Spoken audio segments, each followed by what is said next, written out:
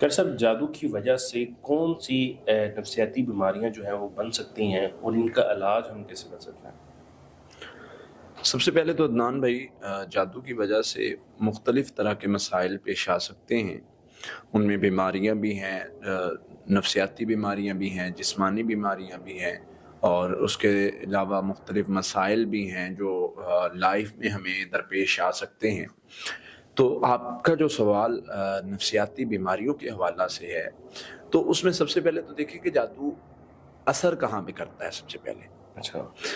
جادو جو ہے وہ اصل جادو کی جو ڈیفینیشن ہے وہ ہے بدل کے دکھانا، ایک چیز کو بدل کر دینا، تخیلات کو بدل دینا، خیالات کو بدل دینا، سوچ کو بدل دینا۔ یخیل علیہم من سحرہم انہا تسعی، پوائنٹ آف ویو جو آپ کا ہے اس کو چینج کر دینا۔ حضرت موسیٰ علیہ السلام کا اللہ تعالیٰ ذکر کر رہے ہیں کہ وہ ان کو جو ہے وہ یعنی رسیاں بھی سانپ نظر آ رہی تھی، تخیل کو بدل دیا۔ تو ایک جو ہے جادو کا جو مین سحر تخیل جسے کہا جاتا ہے، یعنی وہم میں مبتلا کر دینے والا جادو، یا ایک آپ دوسرا ورڈ استعمال سکتے ہیں کہ آپ کے خیالات کو چینج کر دینے والا، ٹھیک ہے۔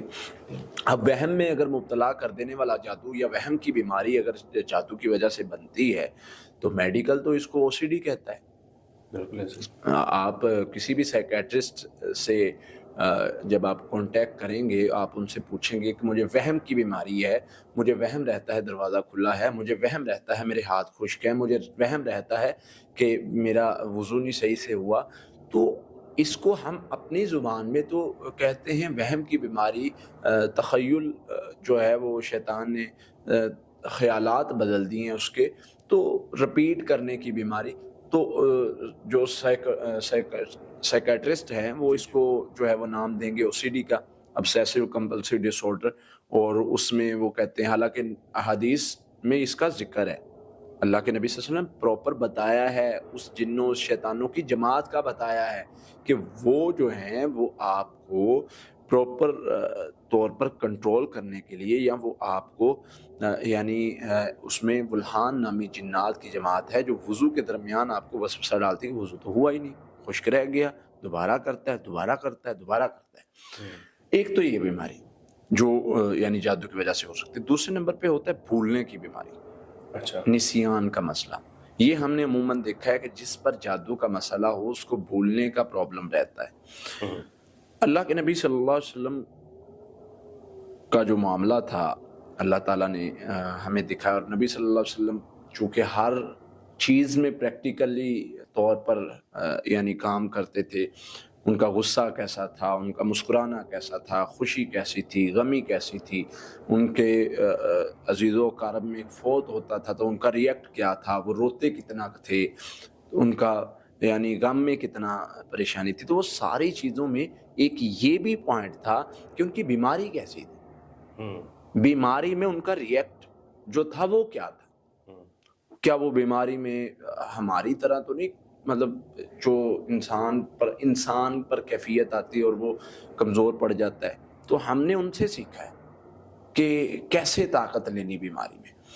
اب یہ بھی ایک پروسیس تھا جس میں بیماری کے دوران جادو بھی ایک بیماری کی طرح ہوا تھا، اور وہ ہمیں دکھانا تھا کہ اگر اس طرح کا معاملہ پیش آتا ہے تو آپ نے کیا کرنا ہے۔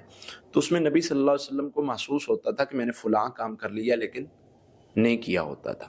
ایک دنوں کا ہمارے لیے یہ اللہ تعالیٰ نے ایک پریکٹیکل دکھانا تھا، اور نبی صلی اللہ علیہ وسلم کو اس میں سے گزارا پریکٹیکلی طور پہ کہ جادو کی وجہ سے بھولنے والے مسائل، اور نبی صلی اللہ علیہ وسلم نے بتایا کہ سورہ فلق ناس اور اس طرح کے معاملات تو عموماً جو ہے وہ یہ لوگوں کے ساتھ بن سکتے ہیں، بھولنے کی بیماری، اور ہم اس کا ٹریٹمنٹ سورہ فلق ناس سے بتاتے ہیں تو اللہ کی رحمت سے بہتر ہو جاتا ہے۔ جنون کا مسئلہ، اچھا، جادو کی وجہ سے جنون کا مسئلہ بھی بن سکتا ہے، جنات کا، جنون کا، جادو کی وجہ سے مسئلہ بن سکتا ہے۔ آپ احادیث کو دیکھیں تو احادیث میں یہ ذکر ملتا ہے کہ صحابی نے وہ جس انسان کو دم کیا تھا جو جکڑا ہوا تھا، تو اس کو بعض نے لکھا ہے کہ جنات کا مسئلہ تھا، بعض نے جنون کا لکھا ہے۔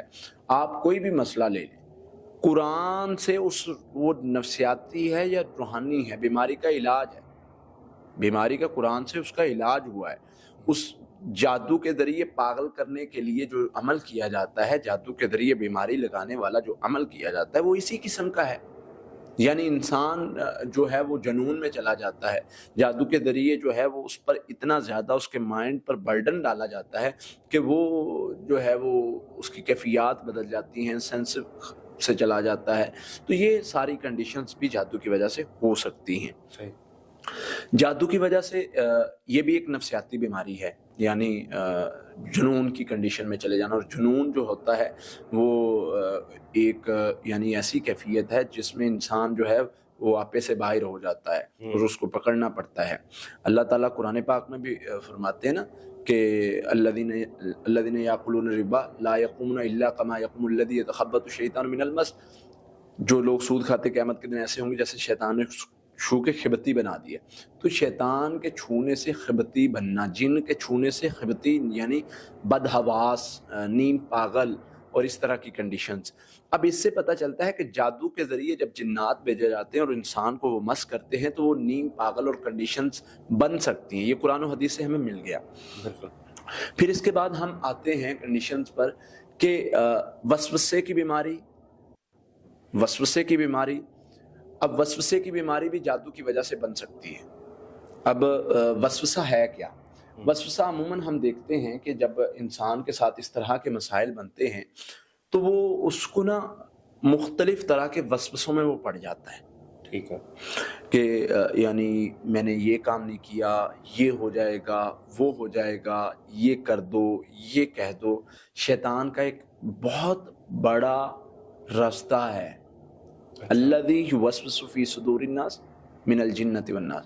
وسوسے کے ذریعے وہ لڑائی ڈلوا سکتا ہے، وسوسے کے ذریعے بدگمانی ڈلوا سکتا ہے، وسوسے کے ذریعے.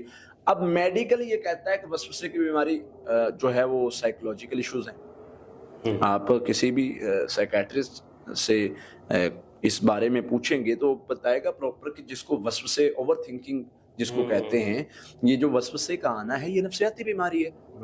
اللہ کا قرآن کہتا ہے کہ اللہ سے پناہ مانگو وسوسے سے. میں اگر وسوسے پہ بولوں 1 گھنٹہ بول سکتا ہوں. کتنا بڑا مسئلہ ہے. اس کا حل کیا ہے؟ حل اللہ کے قرآن نے بتایا کہ اللہ سے پناہ مانگنی ہے. تو وسوسہ بھی ایک جو ہے نفسیاتی بیماری ہے.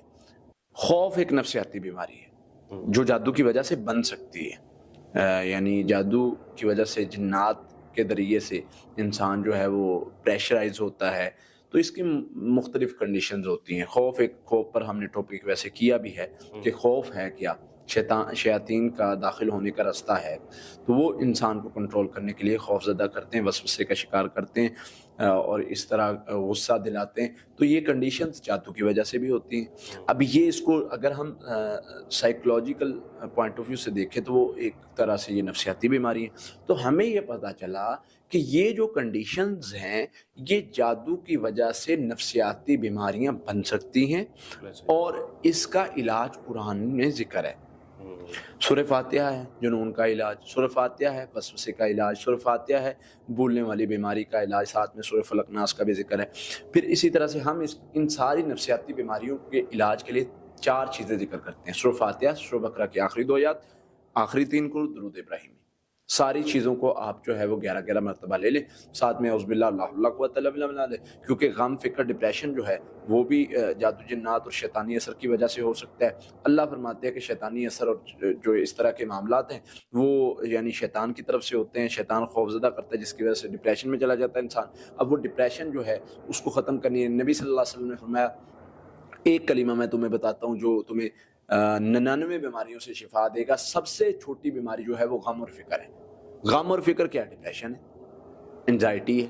تو انزائٹی ڈپریشن کا علاج قرآن سے تمہیں لا حول ولا قوت الا باللہ احادیث سے مل گیا ہے. اور ساتھ میں اعوذ باللہ من الشیطان الرجیم، کیونکہ یہ سارے حملے کرنے کا جو مین پیچھے ہے وہ ہے شیطان. اور شیطان کے حملے سے پناہ مانگنے کے لیے اعوذ باللہ من الشیطان الرجیم پڑھتے رہیں. انشاءاللہ اللہ تعالیٰ ہر قسم کے شر سے محفوظ رکھیں. آمین. بہت بہت شکریہ.